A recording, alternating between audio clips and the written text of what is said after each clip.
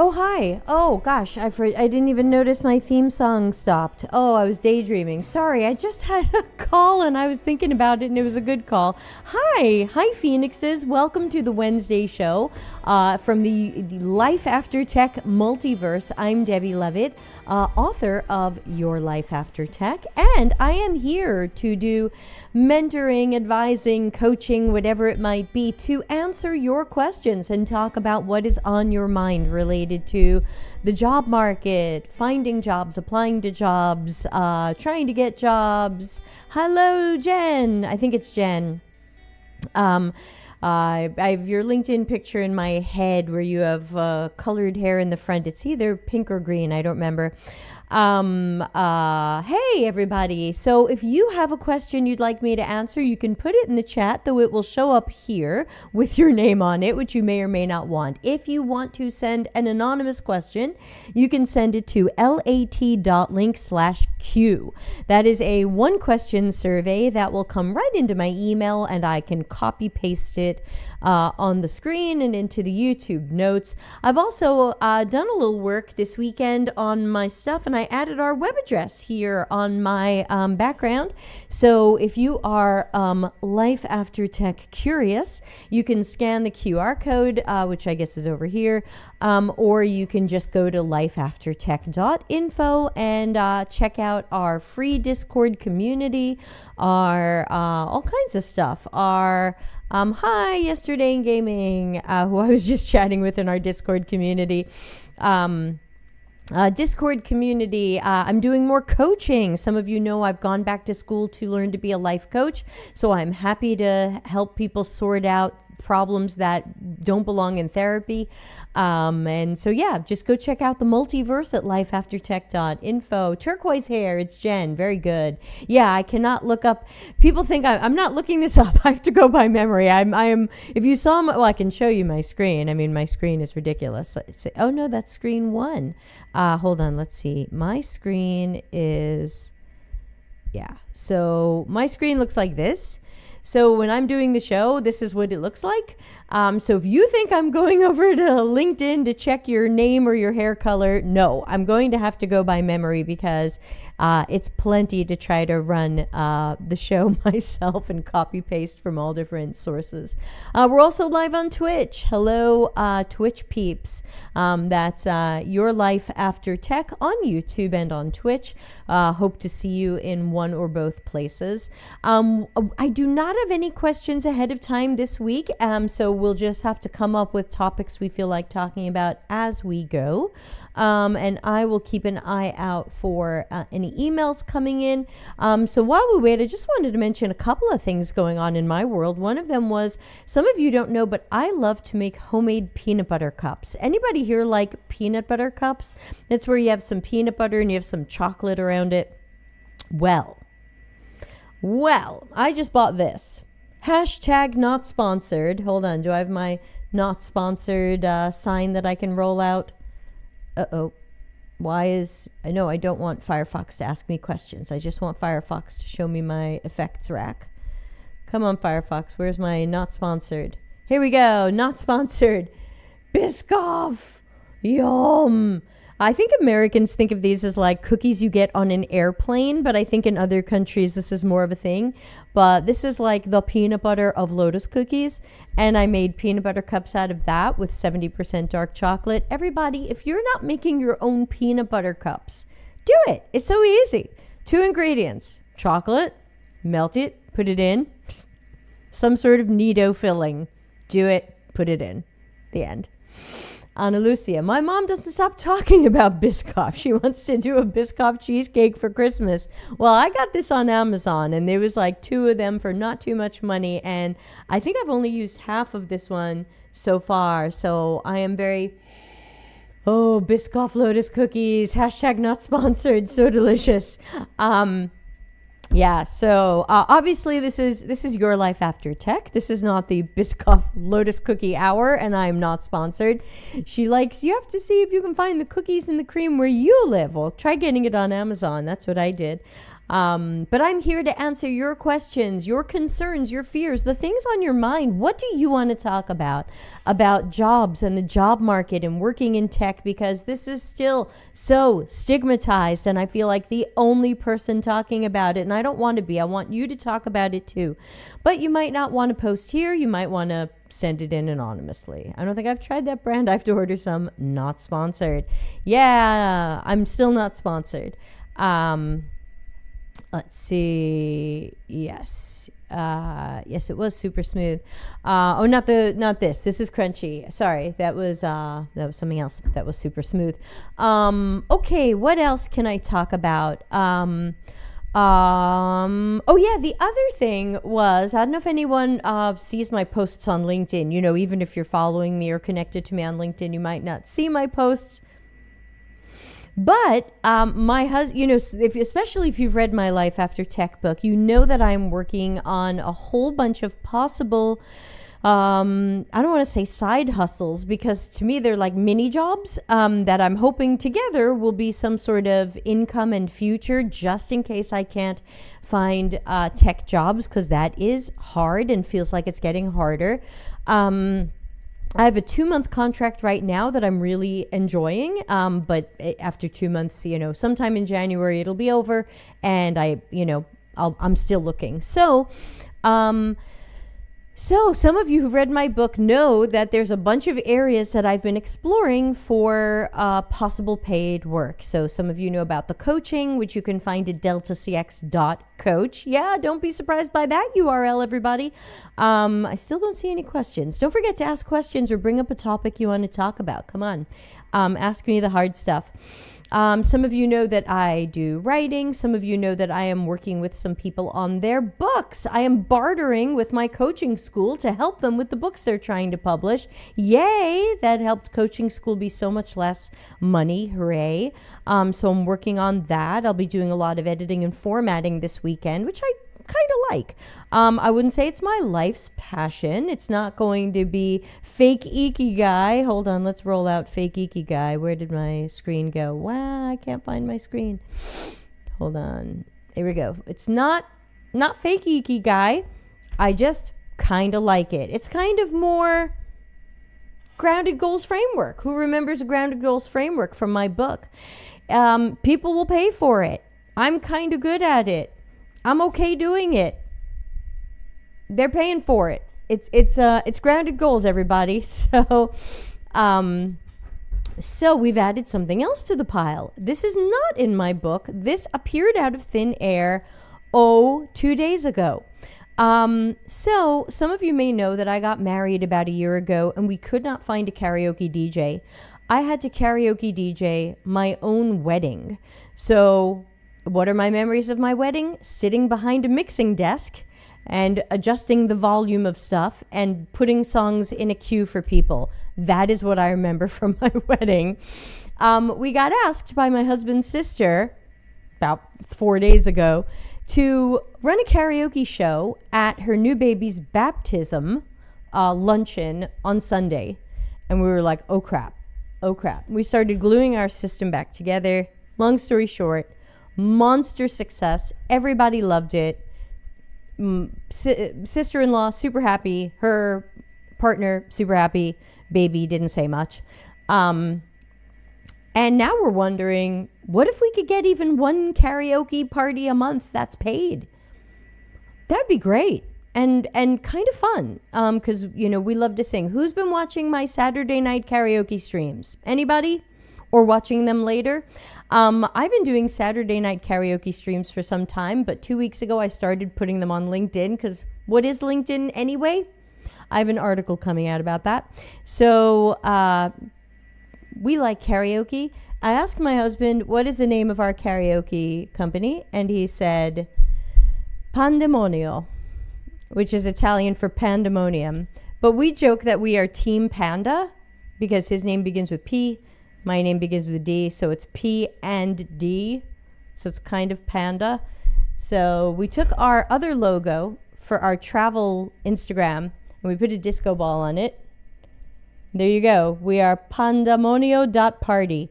We bought it, but there's no website there yet. I saw one. It was awesome. Thank you, Jen. Thanks for watching my karaoke stream. Yesterday in Gaming says, I think one big fear of people trying to turn hobbies into side hustles is they worry about the accounting part of it. A lot of people are used to employers handling most of it. I clicked a link on the Twitch channel, but I didn't see previous videos. Maybe they're posted elsewhere. Yes, you are right, Yesterday in Gaming. I don't keep them on Twitch because Twitch blocks out the sound because they're karaoke. I usually record them and I usually put them on Vimeo, but I haven't put the last two on Vimeo, so I am late on that. But Yesterday in Gaming is right. A big fear. Let's put this in the. Let's put this up on the screen because I think this is a good conversation topic for us to focus on a little bit. Let me get that on my screen. Here we go. Question.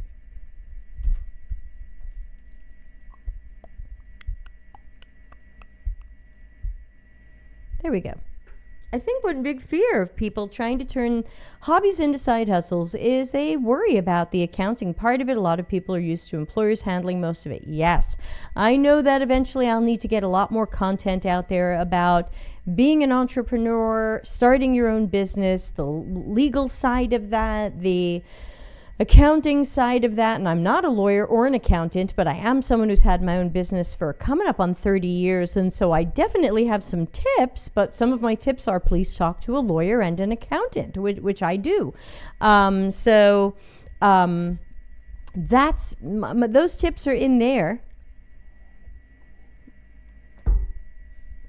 Just noticed some weird icons on the Lotus cookie thing.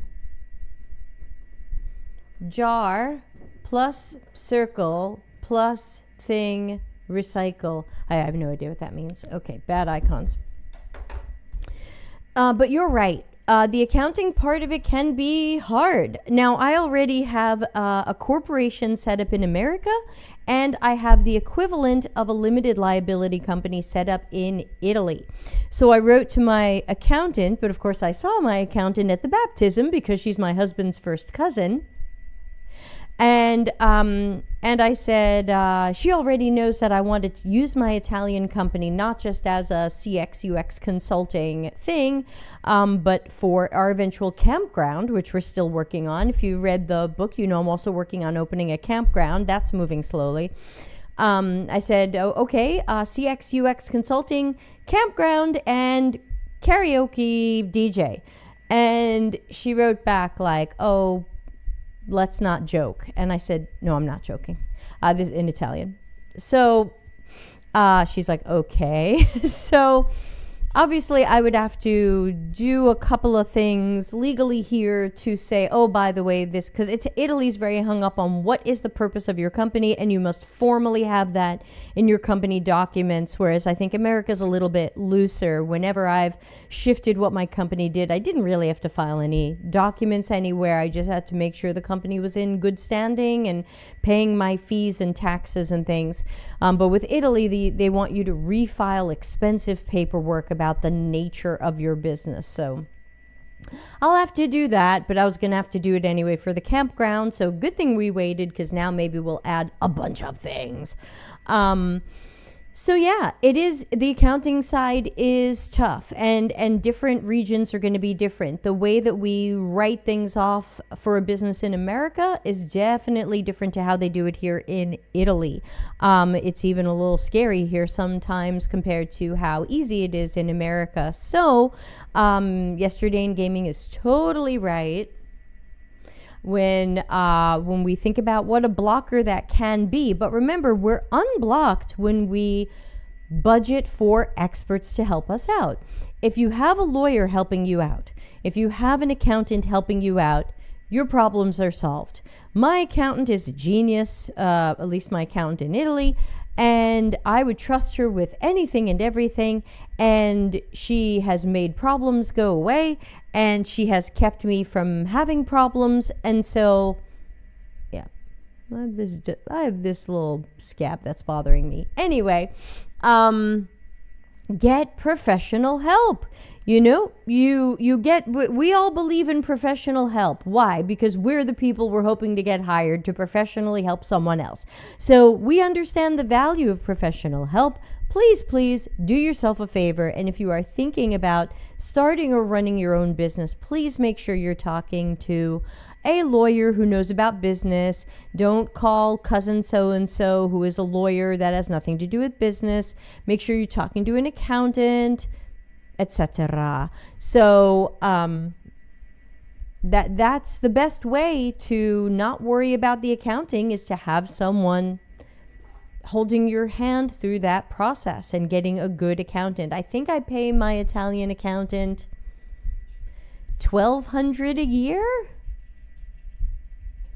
So yeah, that's not a small amount of money, but it's not the worst, and it keeps me out of trouble. I'm paying all of my taxes correctly and on time. I'm doing all of my withholding. Like, all of that stuff is so complicated and so important, and it's worth it. So when she wants about 400, I guess it's 300-ish a quarter, that's not even that bad if you think about it. It's like $100 a month. Hands up, who's paying $100 a month for some awful bullshit they should probably cancel? You know, give it to your accountant. So, just an idea. So yeah, thank you Yesterday in Gaming for that comment. What else is on people's minds today? Other than we're going to try to be a karaoke DJ company. Pandamonio. Play on words. Instead of pandemonium, pandemonium. In Italian. Our target audience is going to be mostly here in Italian, but there's a lot of English-speaking people doing vacations and parties and destination weddings here, so I think we'll have the opportunity to speak some English as well. Yeah, what else is on everybody's minds? Anything? Now I'm just yapping and nobody's written a comment in minutes. Now I'm like, uh-oh, am I still live? Help. Did I explode? Did time end? Was it Agatha all along? Hello? Is this thing on? I have to go to LinkedIn and see if it's even streaming. Sometimes LinkedIn doesn't tell anybody I'm streaming. It's the saddest. Okay. I am streaming on LinkedIn. Okay, there I am.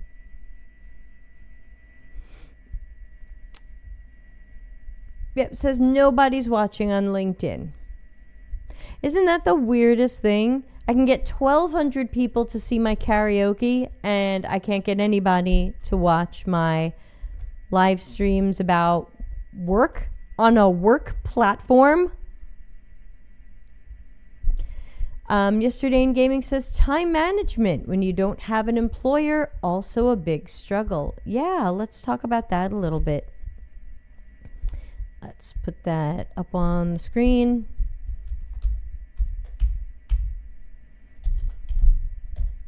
There we go. Yeah, and based on the things I'm learning in my coaching school, a lot of time management stuff goes up to priorities. And then a lot of time management and priority stuff goes up to your personal values. So we've done some exercise. We've learned some stuff in the coaching school about helping people get more in touch with some of their personal values, and then trying to help them get more organized from that perspective. Because without the coaching school, I can always put on my advising hat and be like, hey, make this kind of to-do list and use this kind of tool. But without my advising hat and with more of a coaching hat on, the coaching says, your answers are already in you, and I just have to ask some clever questions to get there. Okay, then that means I'm not telling you how to have better time management. We're going to pull that out of you through clever questions. So, yeah, I mean, even if you have an employer, time management can be very difficult for people. People definitely leak time. Time falls into the void. People tend to be bad at estimating time. Hey, how long will that take you? Oh, yeah, I'll be there in 5 minutes. An hour later, there you are. So I think thinking about time estimation, time management, prioritization, and things like that, I think that is a definite struggle for everybody, whether or not you have a traditional job, but certainly for entrepreneurs, since the person creating the deadlines and the boundaries is usually you. And that sometimes makes them a little bit fuzzy, like, well, I said I would do this thing, but it's just for me. I guess I'll push it along. What I do, and this is advising hat and not coaching hat, what I do in my calendar is I use some color coding, and that won't work for everybody. Not everybody likes color coded things. But what I do is if I put something in my calendar, and it's gray, that means I can move it. It's not time sensitive. I can move it to another day or time, and that's cool. If it is not gray, I should not move it. It should happen on this day and or at this time, and I cannot be slippery with it. So I have a clear sense of color in my calendar, what is slippery and movable and flexible, and what is not. So that is one technique that I have used. Oh, I'm so sorry that I'm yawning, and it's not a good sign because it's 8:20 here in Italy, and tonight I have coaching school midnight to 2 in the morning my time because they run on American time. So I have to stay awake until midnight and then 2 more hours to go to class. But then we'll take off next week for American Thanksgiving. So yeah, what else? So great topics today, especially thinking about some of the things that we don't have looming over us, for better or worse, when we are more of our own employer. But when it comes to ideas and starting businesses, I'm too good at that.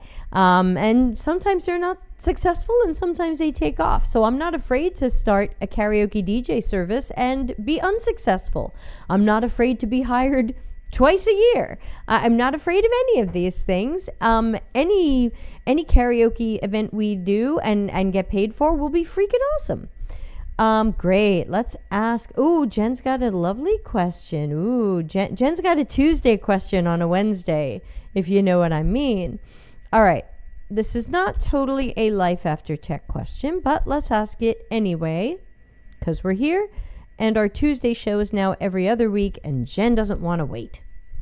So it says, what are good questions to ask potential employers to gauge if they truly care about design, research, and quality? Well, let's make this an audience participation question. Has anybody found any particular... No, don't worry about it, Jen. I'm happy to answer any question that comes through.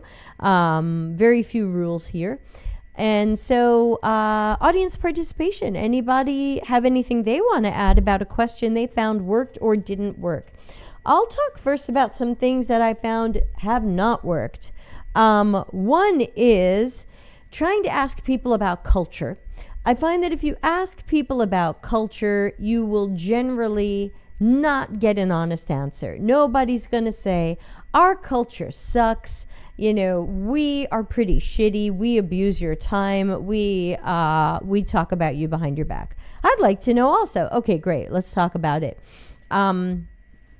So I don't ask about culture.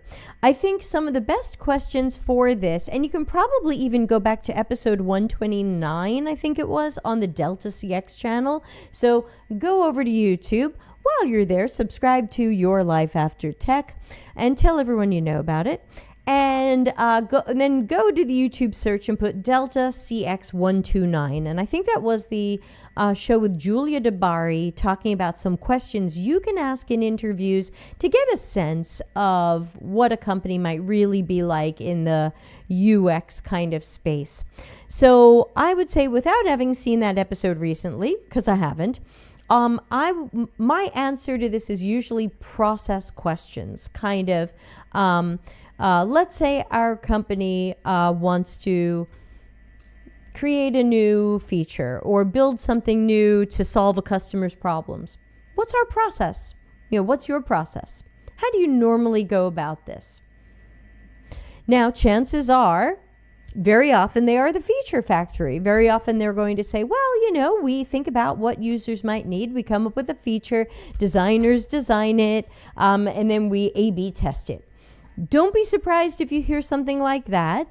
And if you are a UX person or veteran, you might be going, oh, that doesn't sound like a very user-centered process. No, unfortunately, a lot of feature factories aren't user-centered, and that's why we call them feature factories. But it will give you an idea of how they go about things. And you might even say, how do you determine the right time to ship a product or something like that? I'm making that up right now, but something kind of in the neighborhood of how do you know the right time to ship a product? Or do we do any usability testing or put something in front of users before it goes live or before it's A/B tested? These are some things that I think sound like neutral, curious questions that will really tell us a little bit about what's going on. But let me also remind everybody, as we talk about in the book, even if a company has a process you don't love, you could take that job anyway. You just have to be prepared for whatever amount of UX they're willing to do. You can't go in and change everybody. Sometimes you just have to take the job that offers money because work is a transaction. It is not necessarily going to fill your soul. Ana Lucia says, I'm guessing you would ask a hiring manager or supervisor, not HR, not the first interview. Yes, good point, Ana Lucia. I would not ask an HR person. Usually I ask HR questions like, who do I report to? What does this pay?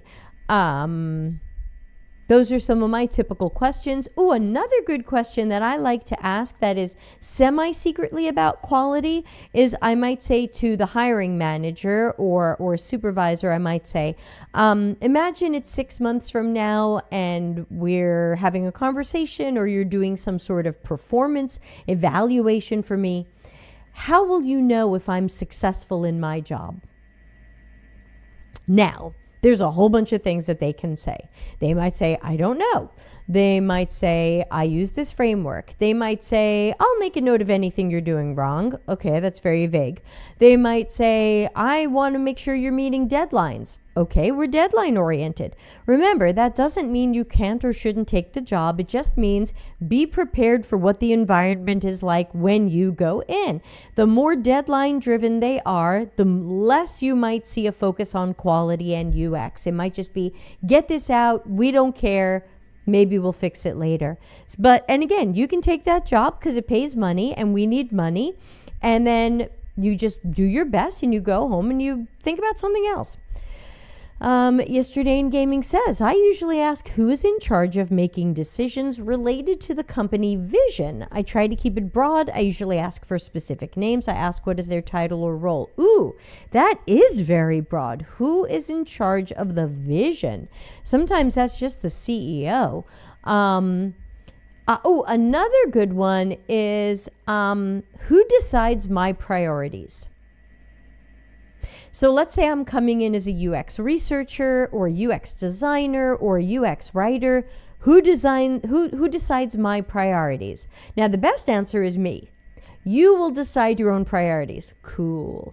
What's the second best answer? Maybe my manager or my lead. Okay. What's another possible answer? A product manager. Okay, not as good. Doesn't feel like I have a lot of autonomy. Someone else is deciding my priorities. But again, up to you to decide if you still want to work there. Jen says, yeah, the more specific questions about process seem useful. I've learned I can't assume anything anymore. Our developers do their own QA is a red flag. Yeah, and a lot of that is just about being cheap and not hiring QA and thinking we're fast and it's good enough. Hold on, just got some bad news from a friend that they were turned down for a job and I want to respond to that message.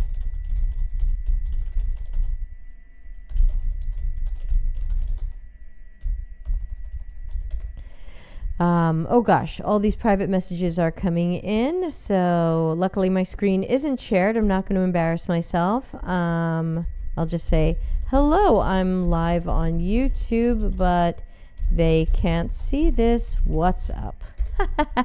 I promise I won't say what my friend is saying. Yesterday in Gaming says, I also try to ask something like, how has the company changed in your time there? Yeah, let's also say something else. This is something I say to some of my coaching clients, not life coaching, kind of what I call work-related advising. Yeah, sorry for my friend too. My friend deserved to be offered the job and was not, so I am grr. So one thing I ask myself before I ask some of these questions is, do I want the job no matter what their answer is? Everybody feel what I'm saying right now? If I kind of want the job, no matter how much of a mess it might be over there, then my questions are going to be probably a little softer and more neutral, because I'm not assessing them as deeply. I'm more interested in getting the job than rejecting them for not meeting some standard of mine. Though some standards are deal breakers like ethics. But yeah, so I don't think I've ever asked how has the company changed in your time there, because I don't know what that would tell me. Like, I also have to ask myself, okay, future Deb, how would this information help you? How will this information help you decide if you want to work there or not? If the company has changed, is that good or bad?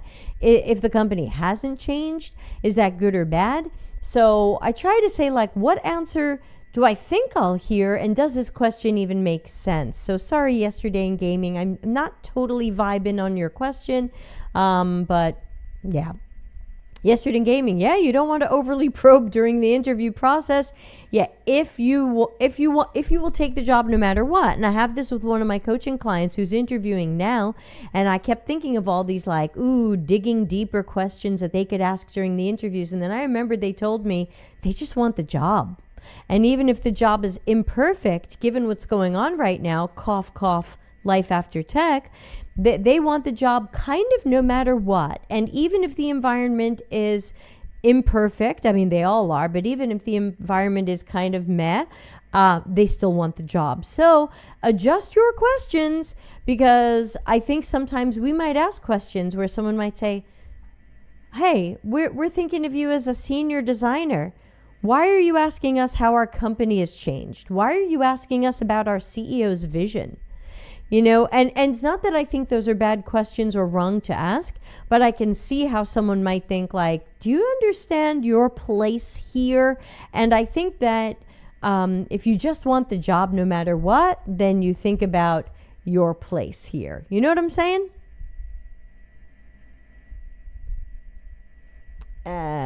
Now my emails aren't coming into my phone.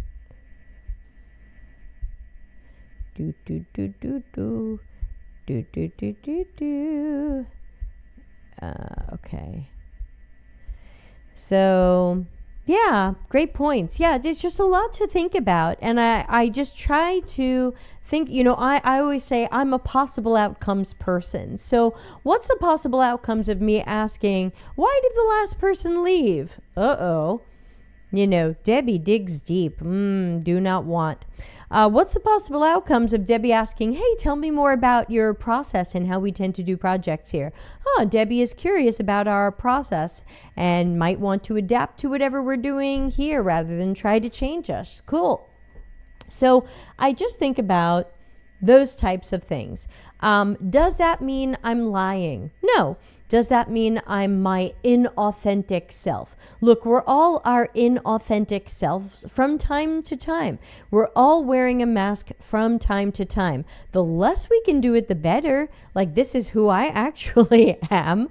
I remember someone who only knew me from YouTube came and visited me, I think before the pandemic, and we picked him up from the airport, and I started talking to him, and the first thing he said was, oh my God, you really are like this.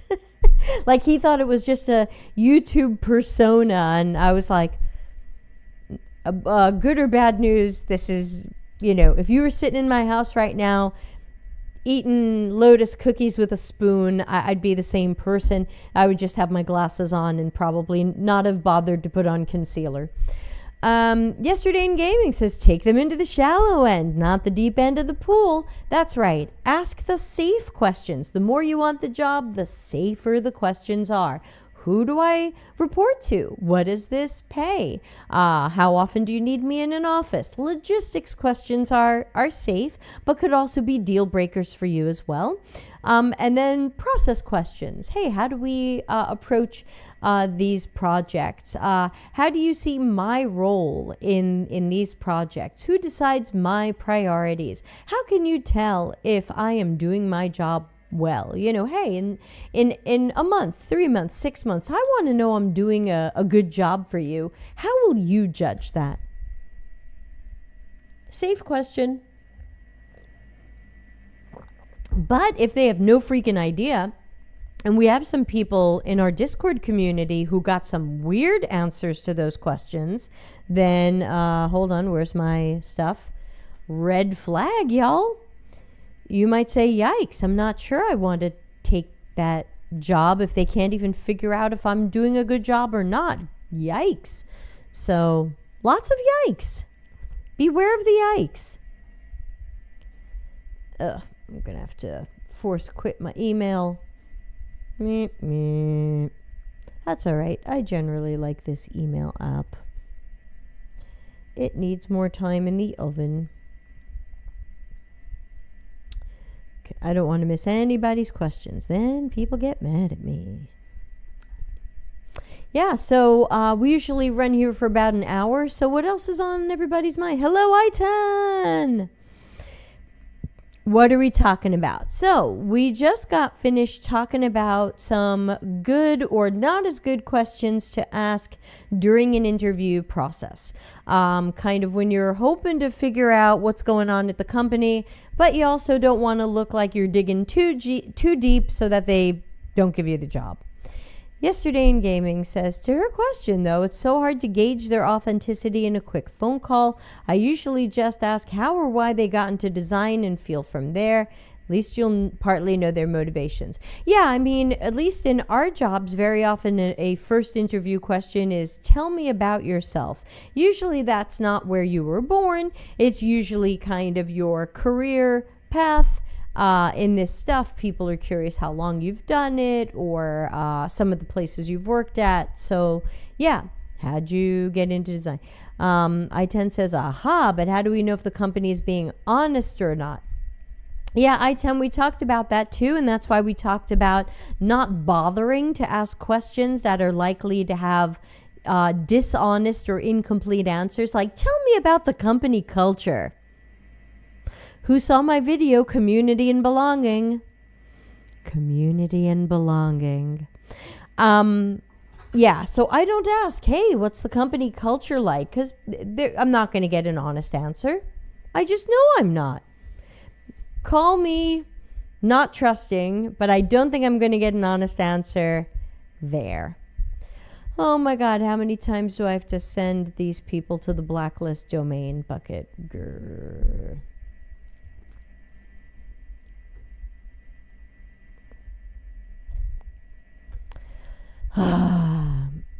Yeah, great topics today, everybody. Any other things on your mind? Meanwhile, let me look at our calendar and talk about what's coming up on the channel.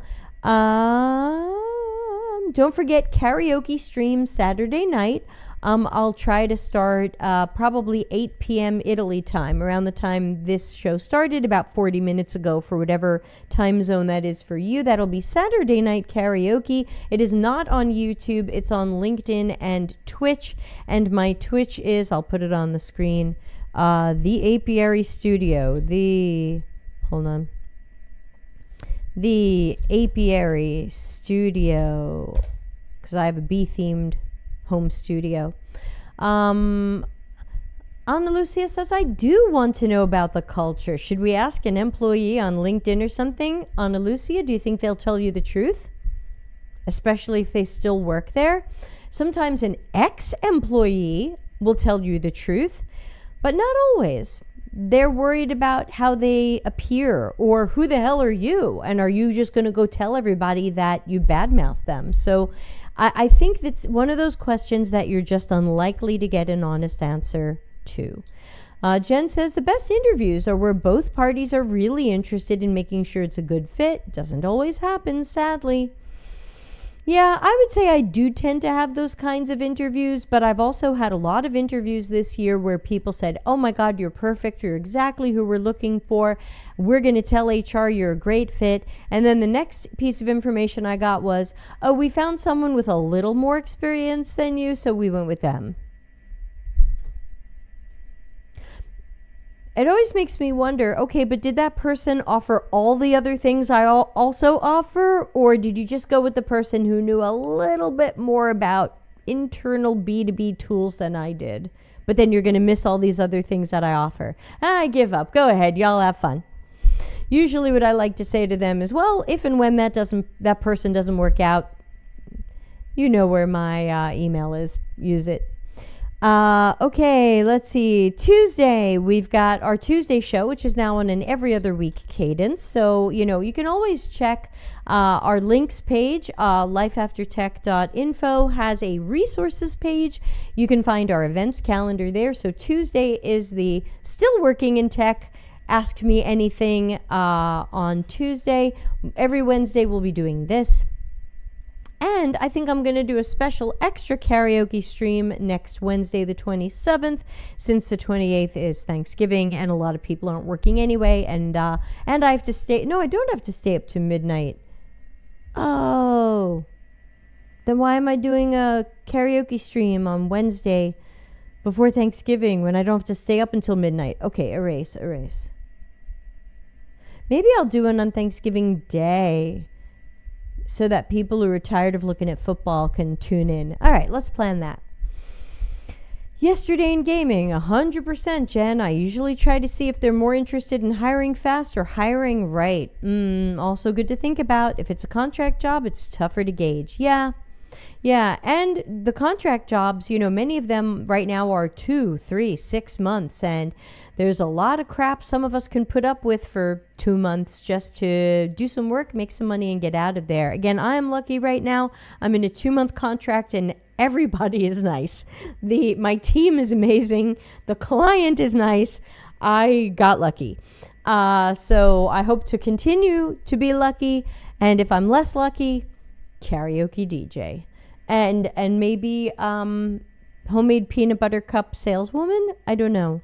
What do you think? Can I sell these? While I've got all of you here, especially if you're in Europe, what would you expect to pay for a karaoke DJ? Someone help me.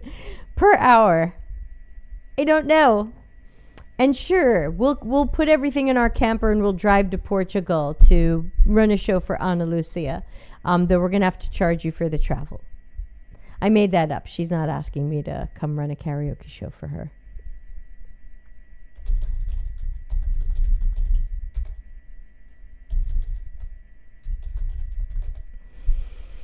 Itan, we go to karaoke with my friends, but there's no DJ. Yeah, you can get private rooms at some clubs. And there's lots of ways to run little karaoke shows yourself with online tools and phone apps. But we are trying to get some gigs where people want a DJ. They don't want to have to run like I ran my own weddings karaoke show. And can I just say, I wish I hadn't done that.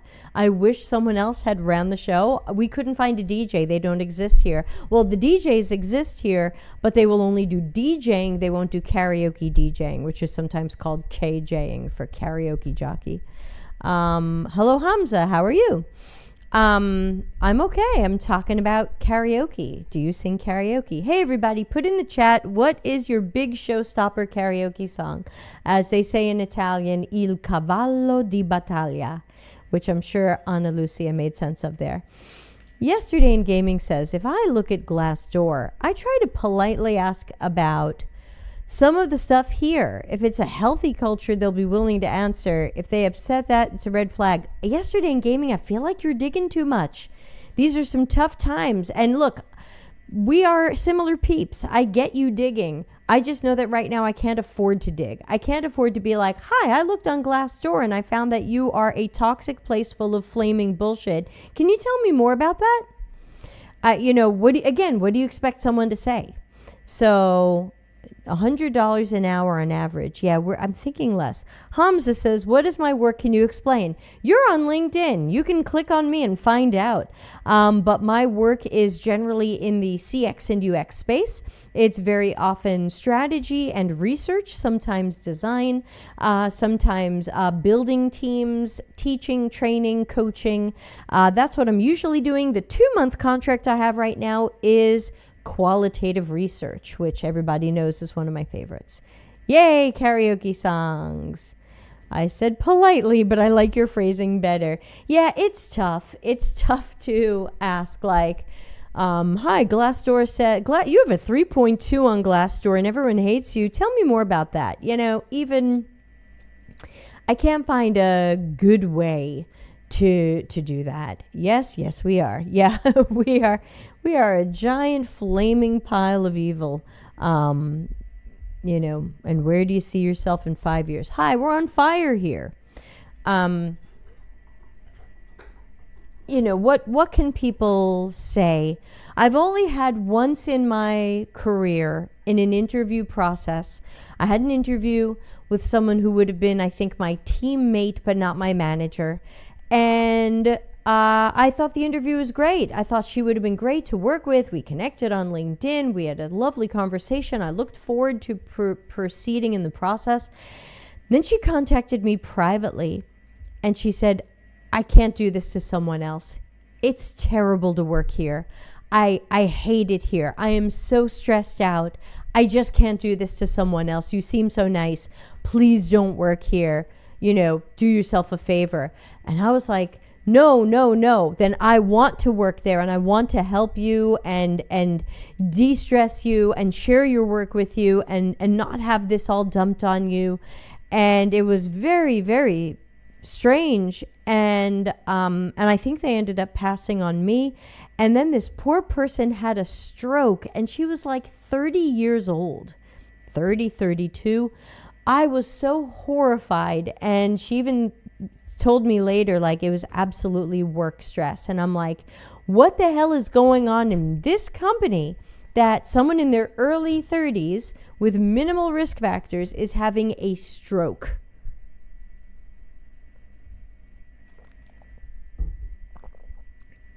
Ana Lucia says, I think we never saw a karaoke DJ around here, so I have no idea. Yeah, it used to be more popular. It's gone a bit out of style. We are hoping to bring it back. Yeah, yesterday in gaming, it was an amazing story, and I will always appreciate her. I know we were connected on LinkedIn. We kept in touch for a while.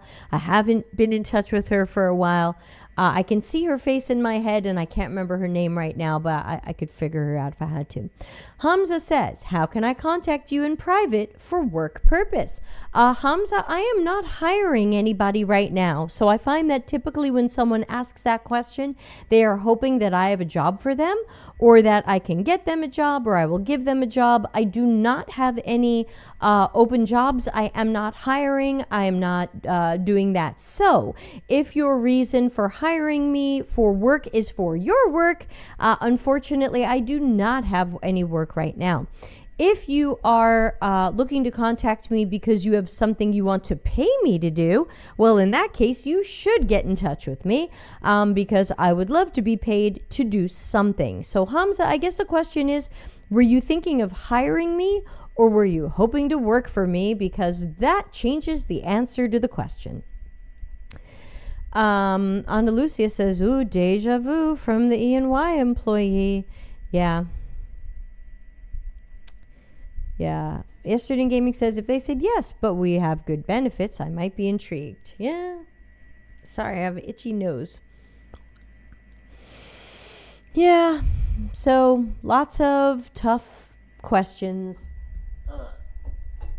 that don't have great answers. And again, sometimes people say all kinds of nice things about where they work, and you say great, and you start working there and you find out it wasn't true.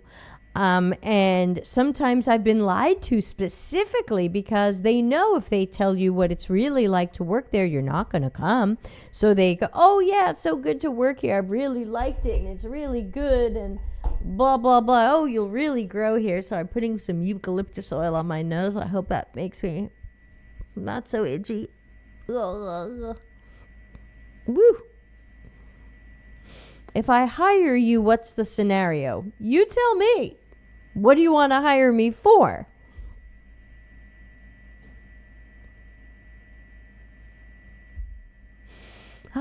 Eucalyptus oil.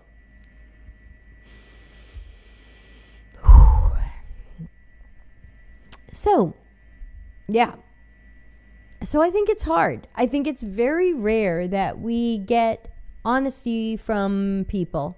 I asked a tough question in an interview a couple of months ago, a month or so ago. I said, I got the feeling that these people were going to be very honest with me, and I got the feeling that they liked me, and I got the feeling that I was a strong candidate, and that asking a tough question wasn't going to knock me out. And I said, who's the problem person here?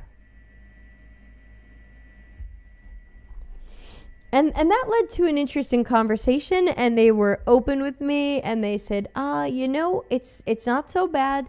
Most people are supportive of UX, but here's some of the problems we sometimes run into when we want to do good work.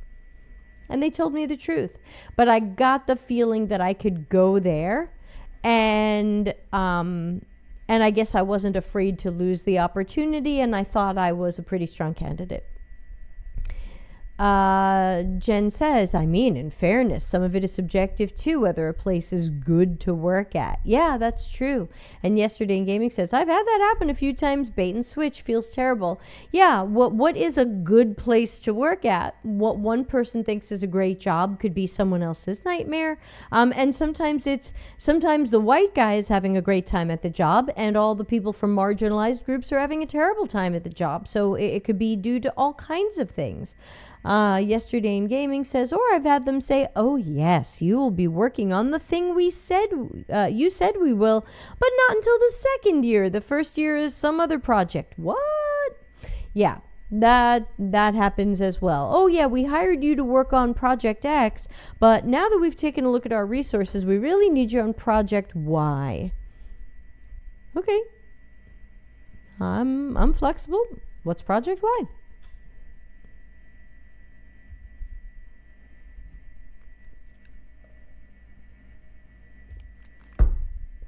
Hey, nobody put in their showstopper karaoke song.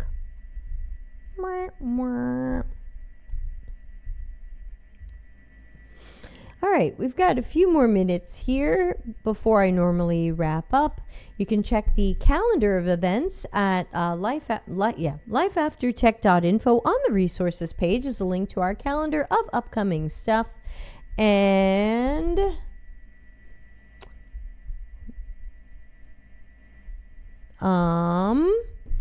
no. So I don't accept most LinkedIn connections. So someone just sent me a LinkedIn connection. I'm not accepting it only because I accept almost no LinkedIn connections right now.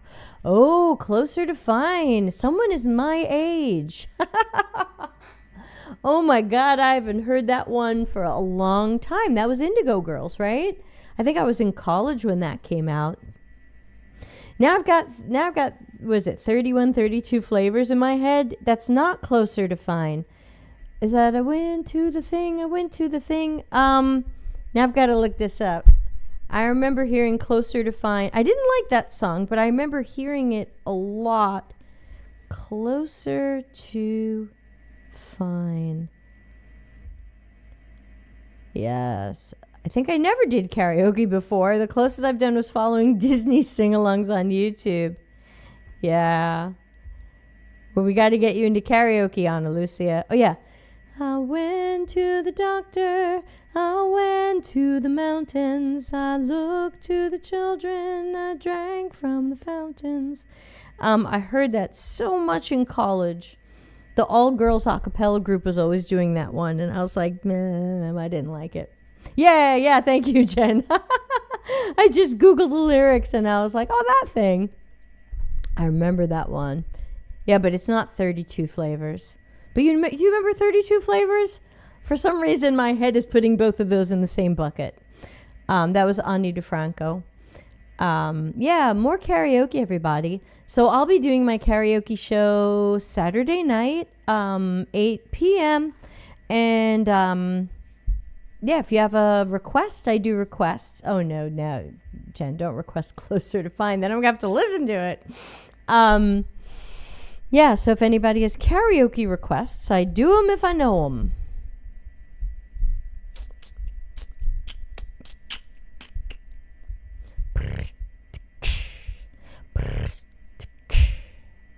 Oops, sorry. I've got a special guest dog here tonight, and he did not like that sound. Let's see if I can focus the camera on him. No, I cannot move my camera. It just zoomed in. That's not what I wanted. Why can't I move my camera? Boo. All right, so you can't see special guest dog. But we have Romeo the dog.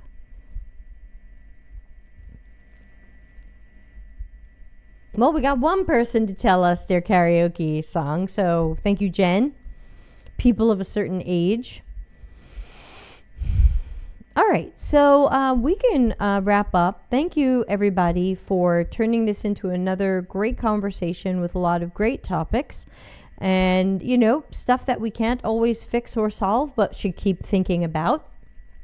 It's worth thinking about it. And promise not to request it, but it's a great song, a cappella overexposure notwithstanding. Your mileage may vary. Yeah, I was in college a cappella, you know, that was a thing. I think it still is a thing, but oh man, there were some songs I just heard way too much. What was the other one I used to hear too much? Oh, the all-male group at my college did Cecilia by Simon and Garfunkel. I think they did it on a TV show too. And I was like, no, I didn't like that song before. I don't want to hear it this often. Yeah. Acapella overexposure. Oh, well, it's a thing. Went to the doctor, went to the mountain. Oh my God. Too bad Dr. Seth isn't here to be like, oh my God, early 90s, going to college. All right. So happy to hang out with all of you. I hope you're enjoying these streams and getting something out of them and getting some ideas, advice. I've got my mentoring advising hat on, not my life coaching hat on for these, but if life coaching interests you, the first call is free. I hope people will maybe give it a try with me. I am learning, and after that, I'm charging $10 for a session because I just need the practice, and I'm supposed to charge something. So check out deltacx.coach. All right, I guess I'll play us out of here. Now I got to think of something to do for 3 hours until my class starts. I think I will fold laundry. Yeah, very helpful, to be honest. Please be honest here. No lying. Save that for your job interviews. No lying here. And yeah, don't forget to join us in the Life After Tech Discord. I think we have 180-ish people. It's getting a little more active, and that makes me very happy because then I know we're having good conversations and hopefully helping people in one way or another. I continue to recommend my own book, especially for holiday reading, everybody. The first few chapters are all about validation and catharsis, and the rest of it is about planning what's next. And again, I'm eating my own dog food on this one because I wrote the book based on my own exploration of what else I could do, and I'm still exploring, considering as of 2 days ago, I might be a karaoke DJ. And again, and even if I get 2 gigs a year, that would be cool. And it would cost me very little to do it because I own most of the equipment. So low investment, something I can do. Somebody might pay for it. Once we have the website up, my husband said we're going to go to all the party places and clubs, and we're going to tell them we exist because karaoke's a little out of style here. So there are no DJs, but what if we have the market cornered and we could bring it back? I don't know. Maybe nothing happens and I tell you in 6 months, nobody's booked us. It's a failure, but we have cool business cards and a sticker on our camper. Jen says it is helpful. All community is good and much needed these days. Yeah, join the Discord. The Discord is free, peeps. There's very little I'm charging for right now. My book does cost money, but it is an inexpensive book. I've got a fun course that you can take about writing and public speaking, which you can ask Anna Lucia how she liked it. She did a great job. You can find that on my deltacx.academy website. I'm trying to make things as affordable as possible. Yesterday in Gaming says, I appreciate the honesty in this community. Feels like a tough but fair environment. I'm not seeing these conversations elsewhere. Me either. And it's getting me down. But I think it's important. And like I said, I've been saying to people, go, oh, how's your book selling? And I go, not as fast as I thought it would, but I have the pioneer's problem. I think I'm the first person to be talking about this at all and talking about it the way I am. And I find that most people are saying to me, I don't need to read your book yet. I haven't been laid off yet. I'll read it when I'm laid off, or I'll read it when I'm desperate for money. It's like, well, this is really late.